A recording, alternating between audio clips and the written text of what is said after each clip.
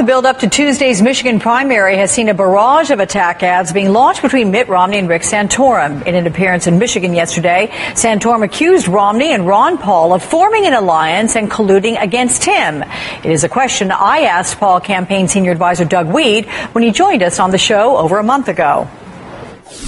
Here's an exchange we're going to play between Ron Paul and Mitt Romney.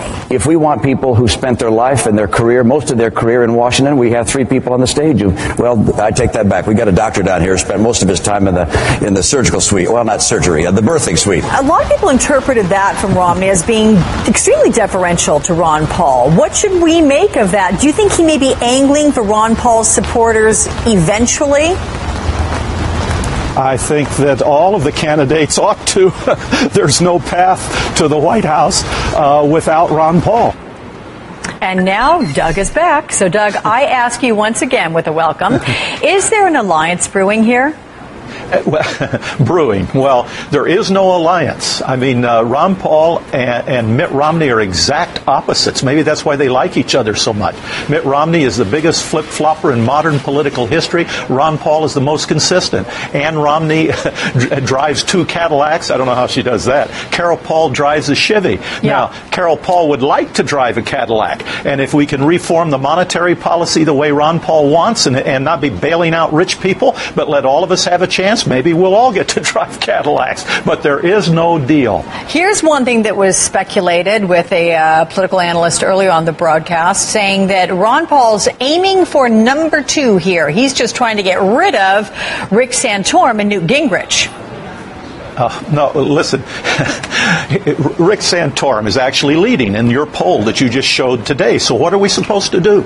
I mean, we have a flip-flopper on one hand, we have a fake conservative on the other. And Ron Paul looks at this. Rick Santorum raised the national debt 5 times, voted for that. Ron Paul didn't. He goes around acting like he's a social conservative, but he votes for millions of dollars for Planned Parenthood. Ron Paul didn't do that. So you've got Santorum saying in the national debate, I voted for No Child Left Behind, but I didn't believe it was the right thing. I did it for the team. Well, his first loyalty is to the team. Ron Paul's first loyalty is to the U.S. Constitution. As Bob Dylan says, you got to serve somebody. So we don't like either one of them. We like Ron Paul. Yeah, now you make a point about Rick Santorum leading in the national polls, Doug, and indeed he does. I believe it's 31 to 30% right now. But the point is that a month ago or so, he was up by like 10 points. So there's certainly a trend there. Whom do you think is the toughest for Ron Paul to beat among his colleagues, shall we say, in the GOP campaign?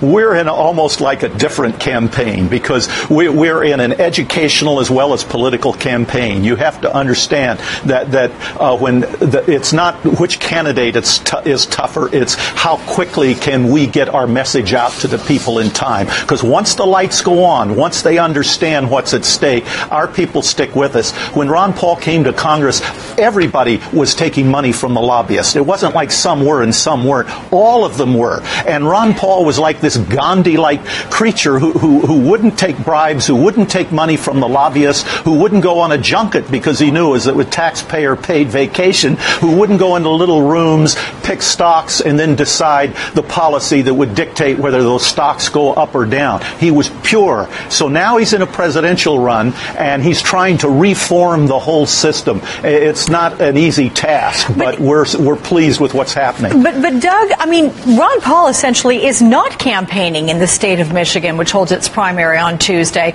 He is running an attack ad against Rick Santorum. So my question to you is, why Rick Santorum? Why not Mitt Romney?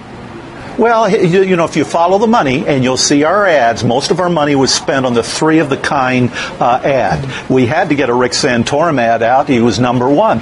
And we are running in Michigan in certain districts, and we want our people in Michigan to, they know what we're doing. We want them to work hard.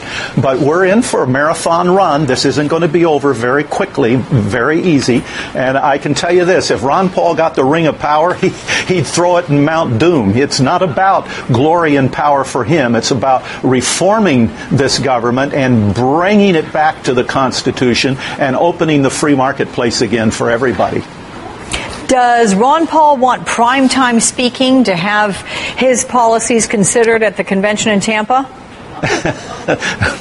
Listen, if 22 years of lobbyist money and women and appeals to his ego and let's play the game and buy stocks and then write the rules to determine whether those stocks go up, if he couldn't be corrupted by 22 years of what he's been through in Washington, then there's no promise from Mitt Romney of a speech or anything else that will make him roll over on the principles he believes.